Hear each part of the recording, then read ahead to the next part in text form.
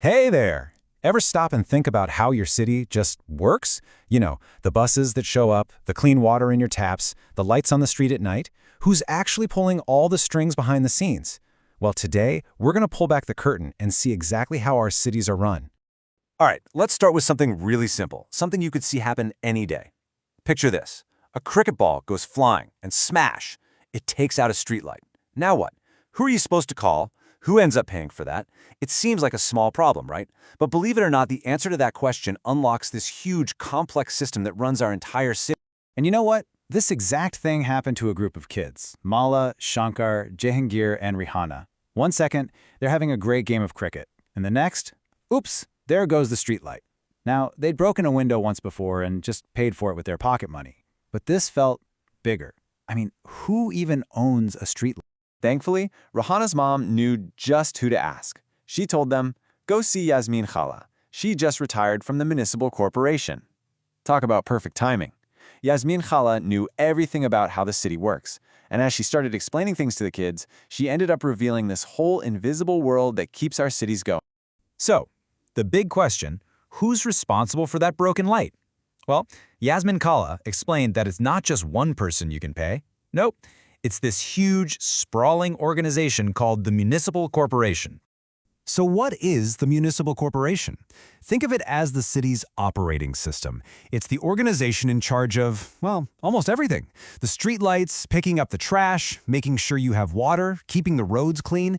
It's the engine that makes the whole city run. And just a quick note, if you live in a smaller town, you probably have something similar, but it's usually called a municipal council. And their job is huge. I mean, it goes way beyond just fixing streetlights.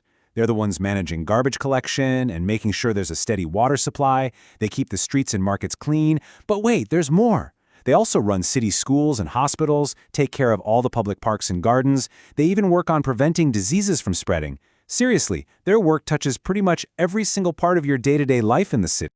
Okay, so that's a lot of stuff they're responsible for. But that raises another question, right? How do they decide what to do? Like, should we build a new park here, or which neighborhood's garbage needs to be picked up first? To get that answer, we have to look at who's actually making the decisions. This is super important to understand. There are basically two different teams running the show. On one side, you've got the ward councilors. These are the people we actually vote for, right? The city is split into areas called wards, and each ward elects a councilor to be their voice. They're the ones who debate the issues and decide on the city's budget. Then, on the other side, you have the commissioner and all the administrative staff. These folks are appointed, not elected. Their job is to take the decisions made by the councilors and actually make them happen. So think of it this way. The elected people decide what to do, and the appointed staff are the ones who do it. Right, but running a whole city, paying for schools, sanitation workers, all of it, that takes a ton of money. So where does the municipal corporation get all its cash? Let's follow the money. Well, it all comes from taxes, but maybe not in the way you think. A lot of people assume it's mostly property tax from homeowners, but that's actually just one piece of the pie. In fact, property taxes usually only make up about a quarter of the total money. The rest comes from all sorts of other places that a lot more people contribute to. Things like taxes on hotels and shops, taxes on water, and even entertainment taxes when you go see a movie. So pretty much everyone living in and using the city is chipping in. But here's the thing. It's not just a one-way street where the corporation makes decisions, and that's it. Citizens have power too. And Yasmin Khala had another great story to prove it, a story about what happens when regular people decide to take action. She told the kids about a time in her own neighborhood when things got really bad. The garbage just wasn't being collected. It was piling up everywhere, stinking up the streets. It was attracting dogs, rats, flies. I mean, it was disgusting. People started getting sick from it, and it got so bad that kids couldn't even play outside anymore. So the women in the neighborhood were just completely fed up, and one of them, a woman named Gangabai, decided enough was enough. She was smart. She understood how the whole system worked. She said, listen, we need to go protest, and we need to go to our ward councilor. Why? Because we're the ones who elected him. And her plan was brilliant because it shows exactly how you can make change happen. See, Gangabai didn't just complain to her neighbors. She got organized. First, she gathered a group of women from the area. Then, they wrote up a petition and got everyone in the locality to sign it. With the petition in hand, they went straight to their ward councilor to get him on their side. And finally, they all went down to the corporation office to confront the commissioner face to face. They made it clear they weren't leaving without a solution. Now, it didn't work right away. The commissioner tried to give them excuses, oh, we don't have enough trucks.